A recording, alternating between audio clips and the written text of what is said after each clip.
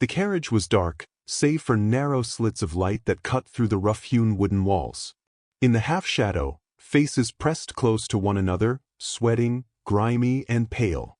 The air was thick with the smell of damp uniforms and fear, mingled with the faint metallic tang of blood from scratches and bruises that had gone untreated. Each prisoner occupied a cramped sliver of floor or bench, shifting only to make room for the next person, but every movement seemed to echo through the wooden box.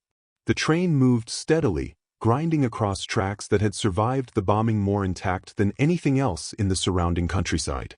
Outside, fields that had once been orderly were now streaked with craters and blackened soil. Even the trees, stripped of branches, seemed to shiver under the weight of the gray sky.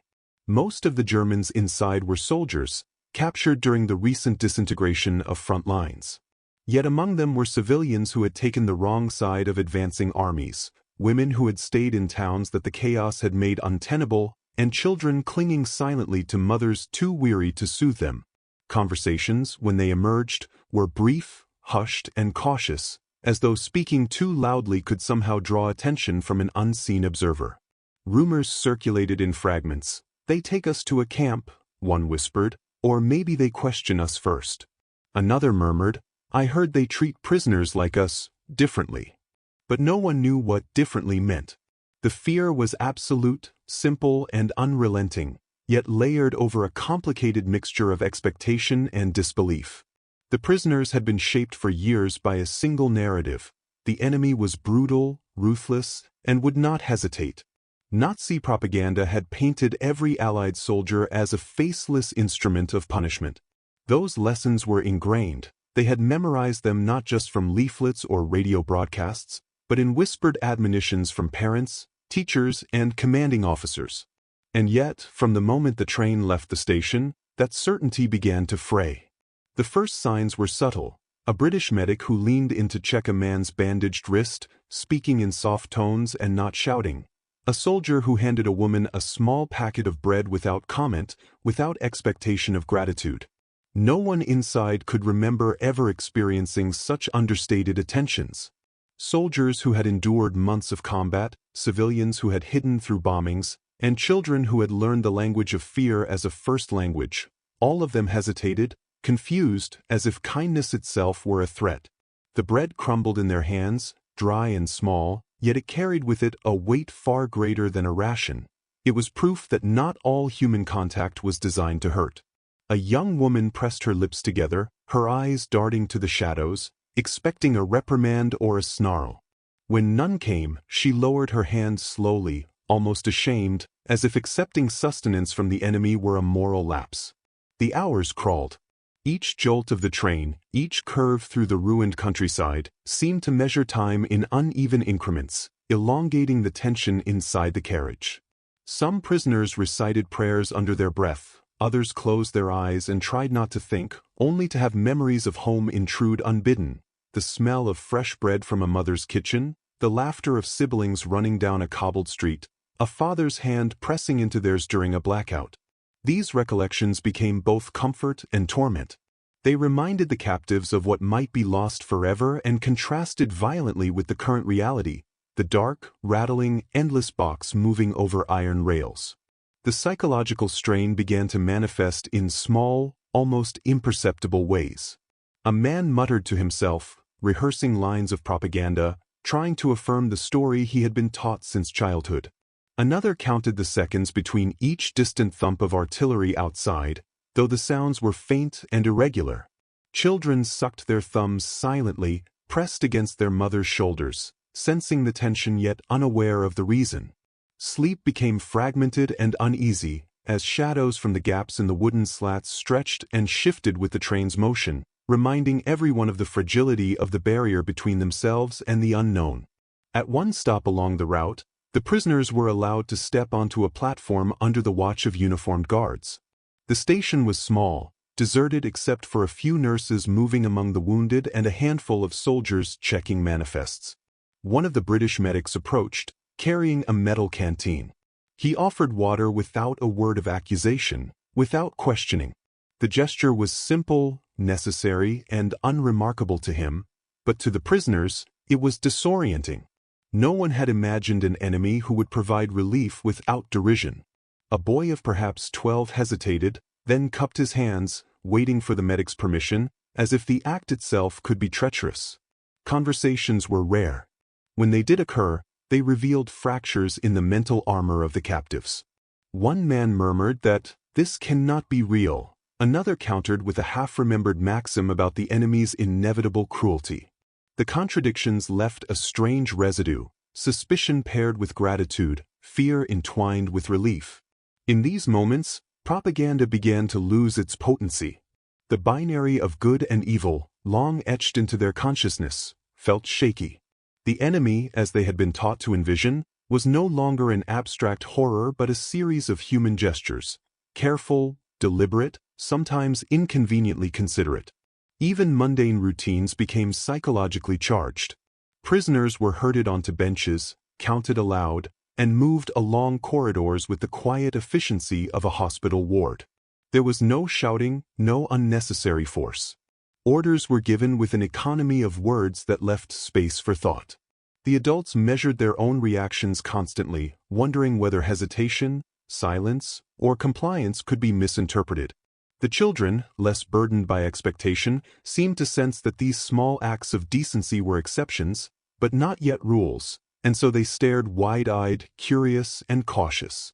Some of the soldiers, particularly those hardened by months on the front, found the experience almost unbearable in its inconsistency. The instincts drilled into them, to fight, to guard, to assume cruelty, collided violently with the reality they encountered. They watched as British nurses tended to wounds with a methodical calm, as guards answered questions with clear, patient speech. Each encounter was simple, almost banal in intention, yet each shook the foundations of expectation. The tension inside the carriage thickened not from overt threat, but from the uncertainty of what behavior meant. Was restraint a sign of weakness or a test? Could kindness conceal danger? As the train resumed motion, the prisoners returned to their silent contemplation. The darkness pressed in, the rattling rails counted off an unrelenting rhythm. Hours stretched on with no sense of beginning or end. The air in the train car grew heavier as the convoy rattled over steel tracks, each jolt scraping against the nerves of those inside. Faces pressed against the cold wood of the benches, eyes half closed yet alert, listening. Every sound carried a weight. A distant whistle of a locomotive mingled with the echo of artillery somewhere beyond the horizon. A door clanged in the next carriage, and voices, sharp, clipped, in English, rose briefly before fading. Some tried to imagine what the words meant, but it was impossible. Context had been stripped away. Names, places, reasons, all had evaporated with the sudden collapse of life as they had known it. Hunger had sharpened tempers, and the faintest sounds, boots on gravel, the creak of hinges, cut through the silence like a blade. Among the prisoners, a man traced his finger along the bench beneath him, counting the grooves in the wood as if the rhythm could measure time more reliably than any clock. He had not slept for 2 nights, yet he resisted lying down fully, for fear that closing his eyes would invite some unknown danger. Another clutched a bundle of scraps, a piece of bread, a small portion of cheese, offered earlier by a neighbor, and chewed slowly, deliberately, as if the act itself could stave off despair. Hunger was not just physical, it gnawed at the mind, sharpening every anxiety and exaggerating every imagined slight. Conversations were murmured, hushed, and careful. Names were exchanged in broken German, half-forgotten English, gestures, and nods. Some attempted to recount the news they had heard before capture, though the memory was frayed by hunger and fear. Every story ended in silence. Even the faintest laughter seemed impossible, a betrayal of the tension that gripped the car. Yet when one man offered a half-smile to another, it was received with almost ritual gravity, a small affirmation that someone else remained a witness to their shared reality. These micro-acts of human recognition were uneven, fragile, yet they persisted. The arrival of new sounds from the outside was always a shock. The rattling of a wheel slowed, and the soft crunch of boots on gravel signaled the train's approach to a station or a sidetrack. Through the narrow slats of the barred windows, shapes could be glimpsed, figures in heavy coats, moving with deliberate purpose. British uniforms. The prisoners stiffened automatically. Years of Nazi training and propaganda had warned them that any Allied encounter would be brutal, that mercy was improbable. Yet the men and women who finally appeared did not behave like the monsters described in the leaflets. They moved efficiently, professionally, yet with a kind of restraint that was almost disconcerting. Their eyes scanned the prisoners without hatred, their hands distributed blankets and water rations carefully, almost mechanically, and no one shouted, no one kicked, no one laughed cruelly at the crowded misery inside. The shock of normality was disorienting. One prisoner, a young man who had been a factory worker before conscription, found himself trembling when a nurse extended a cup of water toward him. Her gloves were white, her voice calm. He accepted the drink and felt a moment of vertigo as if he had crossed some invisible boundary. Hunger had sharpened his expectations of cruelty so acutely that kindness felt unstable, almost dangerous. Another woman, her hair matted and her clothes torn, hesitated when a medic offered bandages for a raw knee. The small, efficient gestures challenged the mental picture she had carried for weeks, that capture meant degradation, that survival depended on cunning, lies, or submission. Here was survival aided, but without insult, without expectation. Silence, however, reclaimed the space the moment the external visitors withdrew. The relief of minor comfort could not erase the unease entirely. Prisoners whispered among themselves, analyzing the strange behavior, seeking explanation. Some concluded that the British were performing a trick, a display meant to soften prisoners before extracting labor or information. Others hesitated to trust their own perception, the memory of propaganda so deeply embedded that reality felt like a betrayal. The mind became a terrain of conflict. Instinct urging gratitude, learned doctrine warning suspicion. Sleep arrived fitfully. Heads rested on shoulders, sometimes on knees, sometimes on the bench's hardwood. Every jolt of the train stirred a nervous reaction. Dreams, when they came, were fragmentary and cruel. Factories consumed by flames, families fleeing towns, voices shouting orders in a language half-remembered. The confined space amplified sound, the scrape of metal, the cough of a fellow passenger, the sighing of the wind through the cracks in the walls, and every intrusion was magnified by the heightened sense of alertness that had become permanent. Yet even amid these intrusions, small acts of human care continued. A man shared half of his stale biscuit with a trembling boy. A woman smoothed the hair of another who could not sleep. These gestures were tentative, almost apologetic, as if acknowledging that kindness might be dangerous or unwelcome. The psychological toll deepened over hours that could not be named. Hunger and thirst were constant companions, but worse was the uncertainty. The prisoners measured the world in ambiguous signals, the cadence of boots on gravel, the rhythm of the train wheels, the intervals between shouted commands. They invented explanations, rehearsed future encounters, and feared each new sound. When the train slowed abruptly, speculation erupted quietly. Some predicted a transfer to a larger camp, others feared interrogation, even punishment. And yet, every speculation seemed as unreliable as a mirage. Conversations occasionally turned to memory, to lives paused and suspended. A man spoke of his daughter, lost in a city now distant and unreachable. Another recalled a mother's face at a station platform before conscription. Women exchanged nods and murmurs about domestic routines left behind, meals never cooked, laundry undone, small certainties vanished. Each recollection was brief, stifled, as though loud acknowledgement would invite danger or disbelief.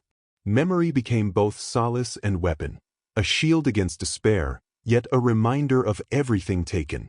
British restraint was a recurring, destabilizing presence. Prisoners watched as medics cleaned wounds with methodical patience, as guards maintained order without overt cruelty. Orders were given sharply but without malice, movements were corrected without insult, and yet the prisoners could not absorb this reality fully. It challenged the internalized hierarchy of fear, the doctrine of oppression drilled into them since youth. Some laughed quietly, nervous and half-shamed, at the absurdity of fearing harm in the face of practical decency. Others sat frozen, unable to reconcile the careful normality with the projected horrors they had been taught to expect. The day merged with night without distinction. Darkness fell, not as relief, but as another layer of uncertainty. In the dim glow of the train's interior, eyes searched for faces and reassurance. The air inside the carriage remained heavy and stifling long after the train stopped, the rhythm of distant footsteps and the creak of metal under tension amplifying every heartbeat. Through the slatted wooden walls, pale light cut narrow lines across huddled figures. Eyes, wide and unblinking, searched for threats in the shifting shadows beyond the wood. For weeks, for months, each prisoner had been schooled in the expected conduct of war. Sudden commands, shouts, the crack of rifles, the snap of bayonets. Each encounter outside had reinforced the certainty that fear must be immediate, obedience compulsory, and mercy rare. And now, as the train doors rattled against their hinges, that certainty stretched taut, almost unbearable. The guard's hands lingered on the latches longer than expected, deliberate but silent. No voice called out, no bark of authority shattered the thick air. In the stillness, prisoners felt the weight of their own imagination, each pulse echoing the rumors they had carried from camp to camp. One man shifted, his wrist weak against the rope-like stiffness of his fingers. The metallic sound of the latch caught him mid-motion, and a collective inhalation seemed to pull through the carriage as if the entire group had been held underwater. When the doors finally opened, the light that spilled in was hard and cold, falling across uniformed figures who did not immediately move toward them. There was no immediate shout, no sharp order to kneel or form lines. A few prisoners squinted, trying to reconcile what they saw with the instructions drilled into them over countless hours. Do not show weakness. Do not assume anything except the worst. They saw British soldiers standing beyond the threshold, rifles slung loosely, boots planted firmly on the ground. The soldier's posture was alert, but it carried no aggressive edge. One man adjusted his cap, another checked a clipboard. The silence carried a different weight than any shouted command. Prisoners who had survived the bombardments, the nights without food, the cold that gnawed at bones through tattered coats, were caught off guard. Their eyes darted, seeking the signs of calculated cruelty, searching for the familiar cues of abuse, the subtle threat of violence. They found none. One of them, a young private barely 20, exhaled without realizing it, a soft sound that seemed both a relief and a betrayal of expectation. Across the carriage, older men, those who had been captured in France or Belgium, shifted uneasily, trading glances that asked silent questions. Is this real? Or is it a trick? Even the women who had been traveling in separate compartments felt the strain, though theirs was layered with a different set of fears. Rumors had depicted British soldiers as indifferent to women, some insisting on brusque treatment or invasive interrogation. But when a nurse stepped forward, carrying a small kit, her hands steady, eyes focused on the group rather than the uniform, there was a pause in the usual dread. The nurse's presence did not erase fear, but it reshaped it. The German women, young and old, had been taught to expect degradation, the humiliation of dependency under occupation. Instead, there was only measured attention. A bandage offered, a water ration passed, a whispered instruction to sit and wait. Some hesitated, unsure if to accept help was safe. Others, whose throats were parched, drank and then stepped back, still wary, still calculating. For the men, the psychological tension was deeper. The constant propaganda that had filled radio waves and newspapers had cast the British as harsh, their camps as cages of indignity.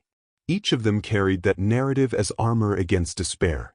To encounter restraint, to see efficiency without malice, was disorienting. One older sergeant ran a hand over his face, tracing the dust and grime as if it could remind him of reality. He watched a British medic distribute blankets to those who shivered, noting the calm, quiet efficiency. No one scolded the prisoners for their ragged appearance. No one mocked their fear. The sergeant caught himself staring, then lowered his eyes, embarrassed to be unsettled by something so simple as a folded wool blanket. The children who were packed into one corner of the carriage, faces pressed against their mothers' coats, sensed tension in another way. They were used to sudden noise, the sharp bursts of orders, the clatter of boots on wooden floors, and the screams of men and women caught in punishment. Here, there was only movement that seemed predictable, almost too measured to be threatening. Some children tilted their heads, curious rather than terrified, the long journey having dulled their instinct for immediate panic.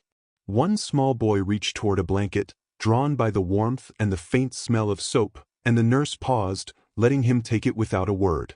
The hesitation, the lack of reprimand, confused him. He glanced at his mother, who whispered caution, but even her voice carried no urgency. Outside, the British soldiers maintained a controlled rhythm, their gestures purposeful but not domineering. When prisoners were asked to step out, there was space between them and the path was clear. One young private, still clutching his coat to his chest, noticed the deliberate absence of a guard directly behind him. In earlier experiences, such a lapse would have signaled a trap. Here, it only deepened his confusion. Another man, limping slightly from an old wound, found himself offered assistance in walking down a ramp. He hesitated, torn between suspicion and the practical need to move. The hand that reached for him was steady, but not pressing, the gesture unsettlingly neutral. The carriage's lingering odor, sweat, unwashed clothing, the faint tang of sickness, remained, but it no longer seemed to dictate behavior. Instead, the prisoner's mind spun, dissecting each pause, each small act of attention, searching for hidden intent. One woman, holding a child with a fevered forehead, found herself seated on a bench outside the train, the nurse beside her, speaking softly about the child's temperature and how to keep him warm. The woman nodded, uncertain how to respond. Relief and mistrust twisted together in her chest. Could this be genuine? Or was it simply another layer of strategy, a prelude to punishment she could not yet see? The British soldiers moved with a routine that mirrored nothing the prisoners had encountered. Papers were checked, lists ticked off, questions asked in calm voices. No one raised a fist, no one barked orders, no one pointed weapons at trembling hands. The moral inversion, the absence of the cruelty they expected, caused murmurs behind closed mouths, silent conversations in glances and brief nods. Each prisoner measured the moment differently. Some waited for the other shoe to drop, imagining the inevitable humiliation. Others allowed a cautious thought that perhaps not all the warnings of the past were accurate, though even that hope felt dangerous, as though admitting it might invite disaster. The prisoners noticed the first gesture almost by accident. A young British orderly, gloves streaked with mud, moved down the line carrying a metal container filled with water. He paused in front of the German men who had been standing for hours under a gray, chill sky. No one spoke, no command came from the officers overseeing the camp. The water was offered without ceremony, without a word of warning or threat. The prisoners hesitated, unsure whether to reach forward or recoil. Some caught their own reflection in the dull surface of the water and flinched. It seemed too ordinary, almost domestic, against the backdrop of uniforms, rifles, and the silent menace of armed supervision. Eventually, hands moved forward, cupping the cold water, tasting it in small, careful sips. It was not warm. It was not plentiful. It was not enough to erase hunger or fear. But it was enough to unbalance the certainty that all contact with the enemy meant danger. When the water was gone, another container appeared, and then a small parcel of food. Bread, a thin wedge of cheese, a few pieces of dried fruit. The items were not lavish, nor were they served with an exaggerated sense of generosity. They were handed over in a way that suggested practicality, a routine task rather than an extraordinary act. The prisoners, conditioned by years of wartime propaganda, braced for hidden traps or mockery. Some examined the parcels with suspicion, noting the neat folding of paper, the absence of visible contaminants. Others ate immediately, driven by hunger that outweighed mistrust. Their mouths worked mechanically, chewing in silence, watching the British guards with cautious attention. There was no scorn in the guards' eyes, no delight in asserting control. The routine of provisioning was followed quietly, efficiently, as if they were merely fulfilling an obligation. The small gestures continued. A guard allowed a handful of prisoners to step outside the enclosure for a few minutes of fresh air. The wind bit sharply, carrying the metallic tang of the nearby barracks and the faint smoke of distant fires, but the men breathed it greedily. Some closed their eyes against the cold, feeling the sun, or what little could pierce the clouds, on their faces. For a few, it was the first physical reminder of normalcy in weeks, a sensation so simple that it almost seemed unreal. When they returned to the lines, a nurse appeared, carrying a bundle of bandages and a small tray of medicines. The sick and weak were called forward individually, given careful instructions about how to apply ointments, how to rest. There was no shouted order, no admonition. Even the smallest tasks, straightening blankets, adjusting coats, offering extra water, were done with a quiet attention that conflicted with everything the men had been taught to expect from the British. The prisoners' reactions were varied. Some shook their heads in disbelief, murmuring warnings to each other. "They are playing a game," one said, voice tight with distrust. "They want to humiliate us." Others were silent, eyes wide, studying the guards' faces for the familiar sneer, the glance of contempt. But there was nothing there. Just hands extended, just a steady presence that did not retreat or punish. Fear, the men realized, had always been the framework through which they understood the enemy. When that framework wavered, when restraint appeared where cruelty had been promised, the mind struggled to adjust. A subtle confusion took root. The war had not ended, the battlefields remained far away, blood and mud and smoke still marked the larger world. Yet here, in this moment, the prisoners faced a contradiction that no lecture, no poster, no broadcast had prepared them for. Among the German women who had been captured in support roles, the gestures were no less disorienting. A nurse passed by with a small cloth to wipe grime from faces, from hands hardened by forced labor. The women flinched at the touch, stepping back, expecting ridicule or insult. When none came, they lowered their heads and accepted the brief contact. There was a practicality to it, a matter-of-fact approach that unsettled them. They had been trained, through official channels and through whispered cautionary tales, to see the British as inherently calculating, their kindness a mask for malice. When those expectations failed, it was not relief that followed.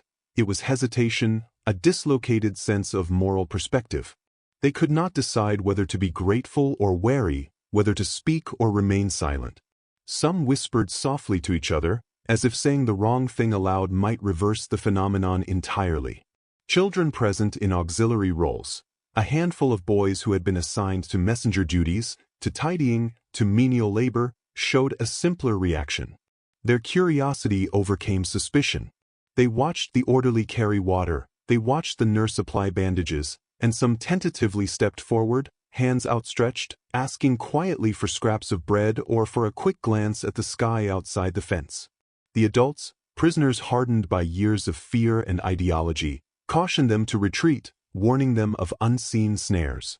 But the children, less indoctrinated, accepted the gestures at face value. Their small acts of trust were immediate, uncalculated, and in that simplicity, the adults sometimes envied them, though they could not admit it even to themselves. The quiet professionalism of the British staff created a psychological tension the prisoners struggled to name. Propaganda had painted the enemy in stark moral terms: brutal, calculating, implacable. Every story from the front lines, every speech, every leaflet had reinforced this image. Now, each measured act of competence and civility seemed to unravel that framework. Commands were delivered clearly, but without aggression. Orders were obeyed, but without punitive theatrics. Even mistakes, spilled water, a miscount of rations, were acknowledged with calm and corrected without blame. The prisoners, conditioned to anticipate humiliation, found themselves unsure how to respond. Some smiled briefly, then quickly looked away, feeling a flicker of shame at their own reactions. Others pressed their hands against the cold metal of the fence, as if needing to ground themselves in the tactile certainty of captivity while their minds grappled with the unfamiliar behavior before them. The moral landscape of these interactions shifted imperceptibly, almost dangerously, for those who had been taught to measure worth and threat along the lines of uniform and nationality. A soldier who had spent weeks pacing behind barbed wire paused mid-step to observe the orderly cleaning the small infirmary. A nurse's careful placement of a pillow for a wounded man, executed with attention and discretion, made him momentarily forget the routine rigor of drill, the constant calculation of survival. He had been ready to curse, to recoil, to anticipate injury, but none came. In the space between expectation and reality, the prisoner felt the loosened grip of fear. It did not vanish, but it diminished, leaving room for a tentative, almost forbidden hope that perhaps some human gestures existed outside the framework of strategy and propaganda. The prisoners settled uneasily into the rhythm of the train, the jolting wheels carving a pattern into their sense of time.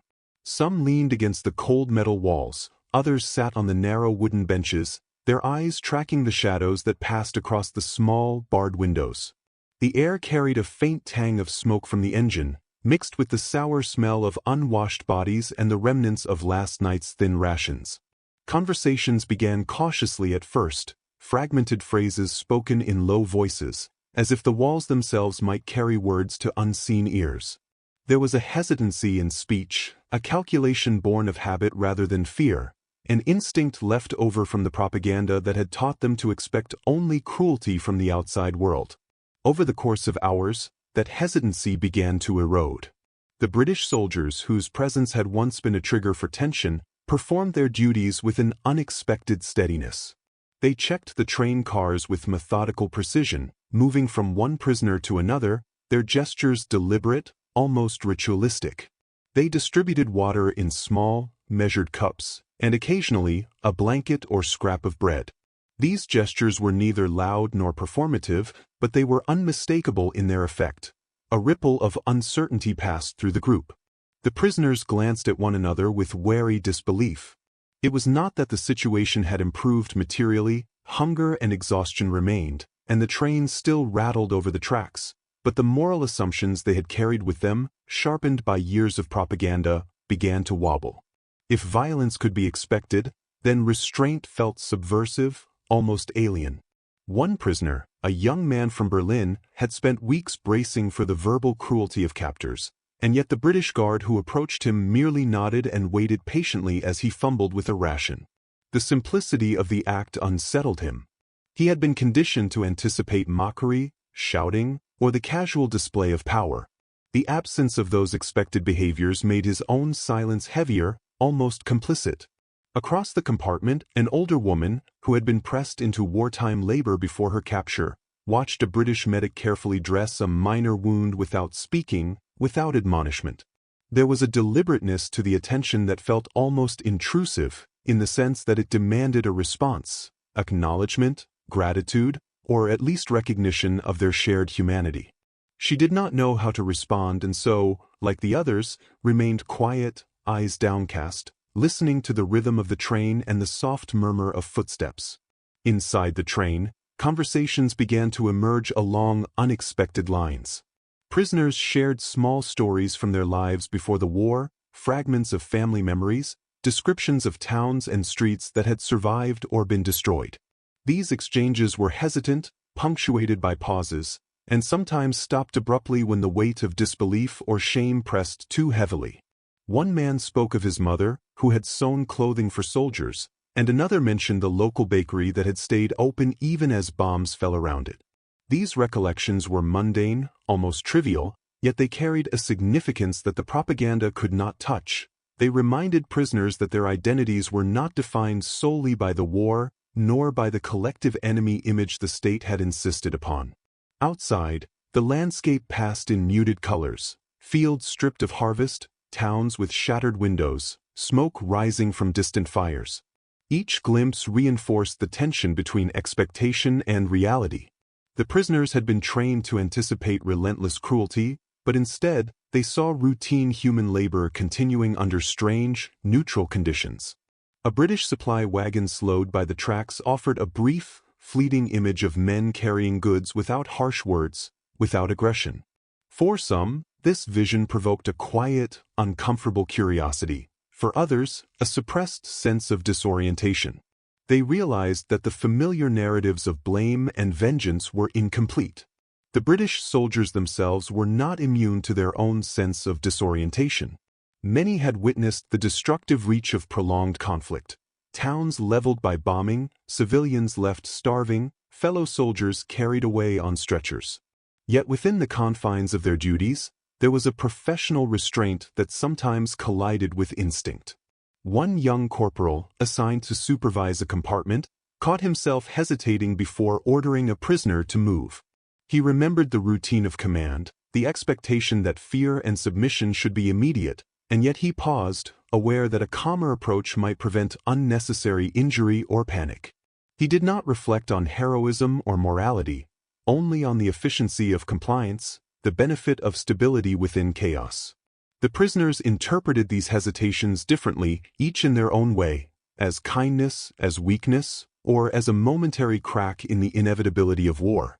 In the quieter moments between stops, the prisoners observed small, almost imperceptible behaviors: the British medic wiping sweat from his brow, the measured rhythm of a nurse distributing rations, the polite nod of acknowledgement when a prisoner returned a tool or a blanket. These gestures, when accumulated, created an emotional dissonance. For many, it felt destabilizing, as though the world they had been taught to expect, the world of rigid hierarchies, punitive obedience, and unyielding cruelty, had not entirely disappeared, but was suddenly punctured by inconsistencies. A man who had spent months anticipating ridicule or pain from every interaction found himself watching a nurse adjust a collar for an elderly prisoner, and he felt a faint, inexplicable relief. Relief, however, carried with it confusion. If the war allowed for such restraint, what did it mean about the rest of the world they had been taught to fear? Some prisoners began to notice the routines of their captors in detail, not out of curiosity, but out of an emerging psychological need for predictability. They counted steps, observed the cadence of voices, and marked the pauses in conversation. These observations became small anchors, providing a sense of order in a context that otherwise offered little control. One prisoner, a factory worker, noted that the British consistently prepared the bedding in the same sequence, with blankets folded and rations laid out systematically. The familiarity was calming, though it also prompted questions that had no easy answers. Why would someone devote attention to such minor details when the broader machinery of war demanded ruthlessness? Among the women, particularly those who had been evacuated from bombed cities or pulled from factories to assist in the war effort, the encounter with British order and care was equally disconcerting. A mother who had been separated from her children noted that the guards did not ask for explanations, did not press her for information, and yet treated her with a quiet attentiveness that was unfamiliar. The psychological friction between expectation and observation became almost unbearable at times. Some responded with nervous laughter, others with silence, each attempting to reconcile the dissonance within their own minds. By the time the train rumbled out of the station, the air inside the car was thick with quiet tension. The occupants, mostly German civilians, a handful of wounded soldiers, and women clutching children too small to understand why they were leaving home, shifted uncomfortably on wooden benches that had long since lost any warmth. Some pressed their faces against the narrow, barred windows, tracing the blurred countryside with fingers that trembled as much from cold as from apprehension. The locomotive's steady rhythm underscored an unspoken anxiety. Every jolt and rattle seemed to echo warnings that had been drilled into them since youth, a constant hum of danger propagated by leaflets, radio broadcasts, and uniformed men at the city gates. To them, the outside world had been defined by images of British ruthlessness, the distant thunder of bombs, and the promise that capture meant suffering beyond endurance. The first few hours passed in near silence, punctuated only by the occasional cough or the scraping of boots against wooden planks. Hunger had set in for many. The small ration of hard bread handed out before departure was already gone, consumed in a mixture of hunger and a nervous habit. Mothers pressed hands to the mouths of children who whined and dozed in fits, eyes heavy but alert to every sound. Soldiers tried to maintain composure, straightening uniforms that had become soiled and frayed, as if appearance alone could ward off the unease settling in their stomachs. Some spoke in low murmurs, testing the boundaries of trust with strangers, while others stared blankly ahead, the blankness a shield against the relentless churn of what-ifs. It was in this muted world that the first encounter with the British took place. The train slowed at a small junction, and two men in khaki uniforms stepped aboard. Their presence drew eyes like magnets, and instinctual fear flared. Yet, instead of the shouting or rough inspection the passengers had been led to expect, the soldiers moved methodically, almost quietly, checking papers, adjusting straps, and nodding once in acknowledgement of some bureaucratic detail. One of the men, a medic, carried a small satchel filled with supplies, offering a drink of water to those whose lips were cracked and pale. A mother lifted her child timidly, unsure if the gesture was genuine or a trap. The medic did not hesitate. He handed the cup with a steady hand, watched the child sip, and moved on. The act, so simple in intention, produced a ripple of unease. It was not bravery, it was not a performance. It was functionality tinged with restraint. The strange quiet of competence unsettled the train's passengers. Decades of indoctrination had prepared them to expect cruelty at the hands of the enemy, but the reality was different. In the narrow corridors, the wounded soldier noticed a nurse leaning over a woman whose leg had been injured weeks before, her movements precise, deliberate, and, most of all, devoid of the anticipated malice. The soldier blinked, trying to reconcile the image with every story he had carried like ballast. British officers dragging prisoners, civilians herded like livestock, the cold gleam of mechanical vengeance. The nurse spoke softly, explaining what she was doing, asking questions about pain, not rank or allegiance. The soldier's fingers unconsciously relaxed around his belt, a small surrender he did not permit himself to recognize. Hours stretched. The train entered tunnels, shook over track joints, and rattled through open plains where the horizon seemed endless. Hunger remained, but the passengers noticed small continuities of care. Blankets offered to shivering children, a tray of warm soup passed quietly, water refilled without fuss. These gestures were deliberate yet mundane, and therein lay their dissonance. They did not erase fear. They did not make the journey safe. Yet they punctured the black and white narrative that had governed their understanding of the enemy.